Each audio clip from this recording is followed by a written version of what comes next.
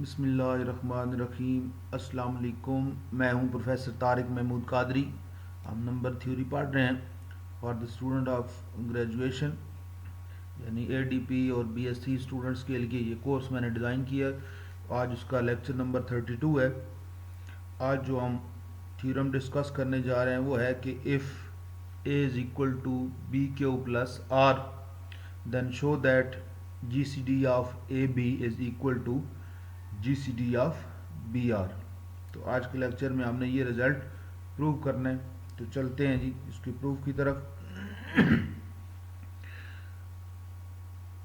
हमने सबसे पहले क्या किया है कि चूँकि ये जीसीडी है ए बी का जीसीडी है, तो इसको हमने D1 सपोज कर लिया है और इसको D2, और जो हमें गिवन है A is equal to B Q, वहाँ से हमने आर की वैल्यू निकाली है। तो ये हमने इक्वेशन 3 बना ली है। ये हमें गिवन है और इसको हमने सपोज किया, तो इसका मतलब ये होगा कि इसको अगर D1 लिया है और इसको D2 लिया है, तो हमने प्रूव करना है कि D1 is equal to D2। तो यानी हमने शो करना है D1 is equal to D2। अब अगर आप इक्वेशन 1 को देखें तो ए बी का जीसीडी हमने लिया हुआ है D1। तो जीसीडी अगर D1 है तो इसका मतलब है D1 जो है वो ए को भी डिवाइड करेगा और बी को भी डिवाइड करेगा, क्योंकि ये जीसीडी की डेफिनेशन है। तो from 1 we have D1 divides A and D1 divides B.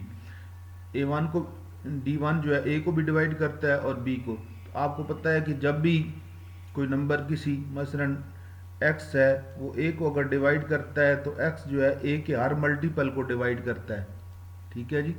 तो अगर यहाँ D1 b को डिवाइड कर रहा है तो इसके हर मल्टीपल को डिवाइड करेगा, यानी हम कह सकते हैं कि D1 divides b then D1 divides B Q.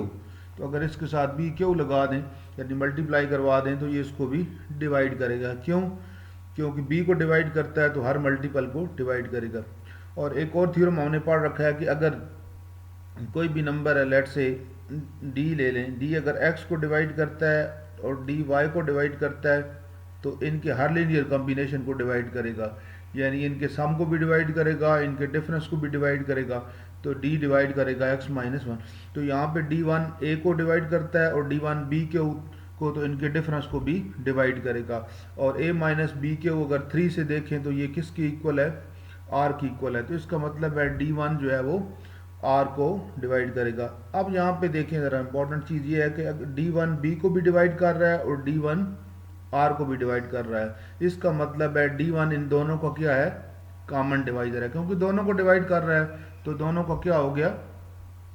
Common divisor हो गया। Thus D1 divides b and D1 divides r, which implies D1 is the common divisor of b and r। जबकि ग्रेटेस्ट कॉमन डिवाइजर b और r का क्या है?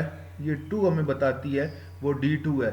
यानी greatest जो common divisor है b और r का वो D2 है और D1 जो है वो आम डिवाइजर है। तो जो भी डिवाइजर होता है वो ग्रेटेस्ट कॉमन डिवाइजर को क्या करता है? डिवाइड करता है। यानी D1 छोटा होगा और D2 बड़ा होगा, क्योंकि ये ग्रेटेस्ट कॉमन डिवाइजर है। ये सिंपल कॉमन डिवाइजर है और ये ग्रेटेस्ट कॉमन डिवाइजर है, इसलिए D1 जो है वो D2 को डिवाइड करेगा। Since D2 is the greatest common divisor of B R, ये हमने लिखा है, and D1 is the common divisor of B and R, therefore D1 divides D2। ये हमने कैसे किया है? 1 को यूज़ करके हमने इक्वेशन 1 को यूज़ किया और हमने प्रूव कर दिया है कि D1 जो है वो D2 को डिवाइड करेगा। अब हम 2 को लेंगे और हम प्रूव करेंगे कि D2 जो है वो D1 को डिवाइड करता है। तो यहाँ से फिर इन दोनों इक्वेशंस की मदद से हम कह सकेंगे कि D1 और D2 जो है वो सेम है, यानी इक्वल है। तो अब हम क्या करेंगे? फ्रॉम 2 से हमें क्या पता चल रहा है कि D2 divides B and D2 divides R। D2 जो है वो B को भी डिवाइड कर रहा है और D2 जो है वो R को भी डिवाइड कर रहा है। अगर D2 B को डिवाइड कर रहा है, ठीक है जी, और D2 R को, तो ये D2 जो है B के हर मल्टीपल को डिवाइड करेगा। तो इसका मतलब है D2 जो है वो B को भी डिवाइड करेगा। ठीक है जी। अब अगर इन दोनों को D2 डिवाइड कर रहा है तो दोनों के सम को भी डिवाइड करेगा। तो बी क्यू प्लस आर, और B Q plus R equation 3 से अगर हम देखें तो किसकी इक्वल है? ए की इक्वल है। इसका मतलब है D2 जो है वो ए को डिवाइड करेगा।